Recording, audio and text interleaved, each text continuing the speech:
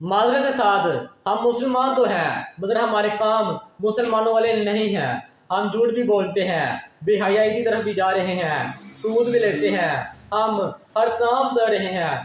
تو میری آپ سے اپیل ہے، آپ جھوٹ بولنا چھوڑ دیں اور اپنے شرمگاہوں کی حفاظت کریں۔ آپ صلی اللہ علیہ وسلم نے ایسے شخص کو، ایسے بندے کو جنت کی ضمانت دی ہے جو شخص اپنی زبان اور اپنے شرمگاہوں کی حفاظت کرتا ہے۔ تو میری اللہ تعالیٰ سے دعا ہے، اللہ تعالیٰ ہم سب کو اس پر عمل کرنے کی توفیق عطا فرمائے اور شریعت اسلام کے مطابق زندگی بسر کرنے کی توفیق عطا فرمائے، آمین ثم آمین۔ اور آپ صلی اللہ علیہ وسلم نے یہ بھی فرمایا ہے، وہ شخص آباد رہے جو میری حدیث سنے اور اسے دوسروں تک پہنچائے۔ اس ویڈیو کو صدقہ جاریہ سمجھ کر اپنے تمام مسلمان بہن بھائیوں کے ساتھ ضرور شیئر کر دینا۔